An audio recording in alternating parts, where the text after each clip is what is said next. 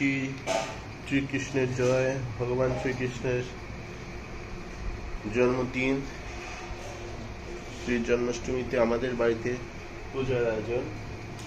এই পূজাতে আমরা সকল রকমের উপাচার দিয়ে ভগবান শ্রীকৃষ্ণের পূজা করছি উপবাস থেকে। আজকে জন্মাষ্টমীর পারণ। এই পারণে তালের বড়া করা হয় এবং বিভিন্ন রকমের ফল, লুচি, পায়েস দিয়ে ঠাকুর শ্রীকৃষ্ণের দুধের নাড়ু, দুধের ক্ষীর এসব দিয়ে করতে হয়। কিভাবে ঠাকুর পূজা করা হয় একটু বলো মা।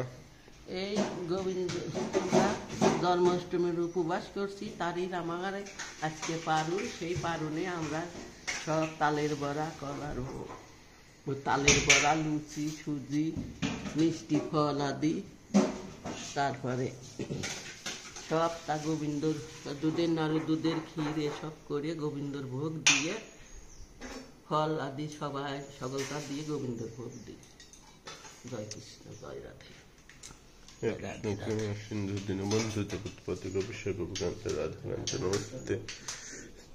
আজকে বিশেষ দিন, ভগবান শ্রীকৃষ্ণ পৃথিবীতে শান্তি নিয়ে আসুক এই প্রার্থনা করি। সবাইকে ভালো রাখুক ভগবান শ্রীকৃষ্ণ, যেন এই পৃথিবীতে সবাইকে শান্তিতে রাখুক।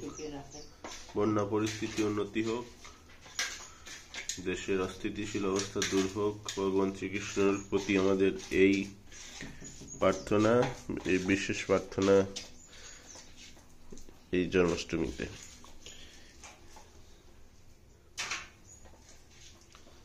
জন্মাষ্টমীর বিশেষ ফলাহার, বিশেষ তালের বড়া, তেলের পিঠে, তালের বড়া, দুধের নাড়ু, লুচি, ফল, সুজি, চিরা পালনের জন্য ফল আদি, সকল ফল আদি ভগবান শ্রীকৃষ্ণ দিয়ে আমরা পূজা করেছি। গোবিন্দর ভোগ দেওয়া হয়েছে। হরে কৃষ্ণ, হরে কৃষ্ণ, কৃষ্ণ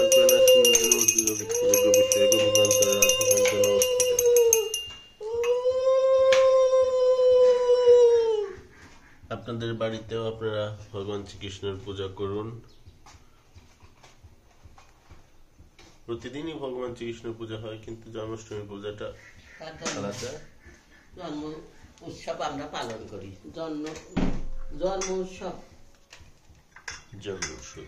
আমরা পালন করে থাকি বছরে বছরে। গোবিন্দ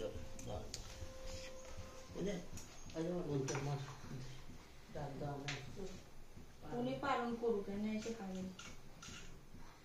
কৃষ্ণ কর্ণ সিন্ধু দীনবন্ধু জগৎপতি গোপীশ্বর গোপীকান্ত রাধাকান্ত।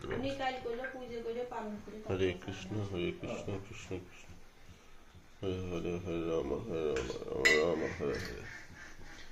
হরে কৃষ্ণ, হরে কৃষ্ণ।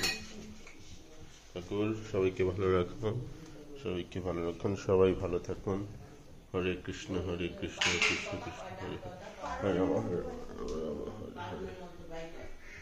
ঠাকুর